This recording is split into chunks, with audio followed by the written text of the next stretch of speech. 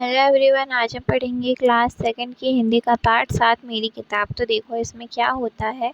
इसमें जो बच्ची है ये अपनी माँ का जो संदेश है वो लेकर अपनी मौसी के पास जाती है और वहाँ उसका मौसी बहुत सारी बुक्स दिखाती है। तो हम देखते हैं, पढ़ते हैं क्या होता है कि माँ ने वीरू, ये बच्ची का नाम क्या रहता है, वीरू। माँ ने वीरू को एक संदेश देकर अपनी बहन के पास भेजा। माँ ने वीरू को एक संदेश देकर अपनी बहन के पास भेजा। मौसी ने प्यार से वीरू को अंदर बुलाया और बैठक में ले गई। मौसी जो थी उन्हें प्यार से वीरू को अंदर बुलाया और बैठक में ले गई। बैठक में कदम रखते ही वीरू अचरज से ठिठक गई। उसने बोला कि बाप रे, इतनी सारी किताब। इस तरीके से वो बोल गई, बहुत सारी किताबें थी, ये देखो कितनी सारी है। फिर वहाँ नीचे से ऊपर तक किताबों से भरे खानों वाली 2 लंबी दीवारें थी। वहाँ नीचे से ऊपर तक किताबों से भरी खानों वाली, खन जो होता है ना, मतलब एक के बाद एक उसमें किताबें थी। वह आंखें फाड़ के देख रही थी। अंत में उसने साहस करके पूछा कि आपके पास बच्चों के लिए किताबें हैं अपनी मौसी से। मौसी ने कहा, हाँ यहाँ देखो, यह वाला खाना और यह वाला। वीरू ने हैरानी से कहा, इतनी सारी किताबें, मेरे पास तो इतनी किताबें नहीं है। मौसी ने कहा, यदि तुम चाहो तो मैं तुम्हें पढ़ने के लिए कुछ किताबें दे सकती हूँ। तुम्हें किस तरह की किताबें सबसे अधिक पसंद है। वो उसकी मौसी बोलती हैं कि अगर तुमको पढ़ने के लिए चाहिए तो मैं तुमको कोई किताब दे दूंगी, लेकिन ये बताओ तुमको किस तरह की किताब जो है वो पसंद है।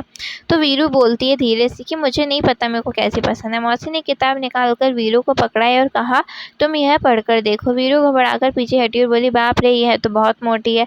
मौसी ने सुझाव दिया, अच्छा तो फिर शायद ये वाली ठीक रहेगी। वीरू बोली, ये भी बहुत बढ़िया है, मेरे बस्ते में नहीं आएगी। इस तरीके से वो बोलती। मौसी ने एक तीसरी किताब दिखाई और इसके बारे में क्या ख्याल है। वीरू ने किताब के पन्ने पलटे और यह फैसला लिया कि इसमें पढ़ने के लिए बहुत कम है, इतनी छोटी छोटी तस्वीरें, और यह किताब बहुत पतली है। वो बोलती है, मतलब देखो, वो सोचती है कि मेरे को ज़्यादा ना पढ़ना पड़े, इसलिए वो एक ऐसी किताब चुनती है पढ़ने के लिए जिसमें छोटी छोटी तस्वीरें थी और किताब जो है बहुत पतली थी। मौसी ने कहा, वीरू मुझे तो ये लगता है कि मैं तुम्हारे लिए किताब ही नहीं चुन सकती, है ना। तो ऐसा करना, अगली बार तुम जब आओ तो अपने साथ एक फुट्टी लेती आना, है ना। फुट्टा लेती आना। वीरू ने पूछा, फुट्टा क्यों। मौसी ने हंसकर कहा, तुम्हें जितनी मोटी किताब चाहिए तुम नाप कर ले लेना, ठीक है ना।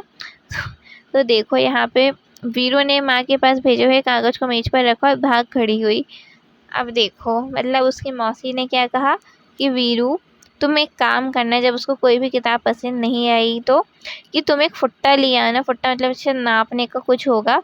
वो बोल दी कि हंसकर कि क्या बोलते, तुम कितनी मोटी किताब तुमको चाहिए तुम नाप कर खुद ही ले लेना, ठीक है ना। तो वीरू ने माँ का जो संदेश था वो कागज़ की मेज पर रखा, कागज़ का संदेश, और वहाँ से भाग गई। ठीक है, तो यहाँ पे कंप्लीट हो गया। Thank you.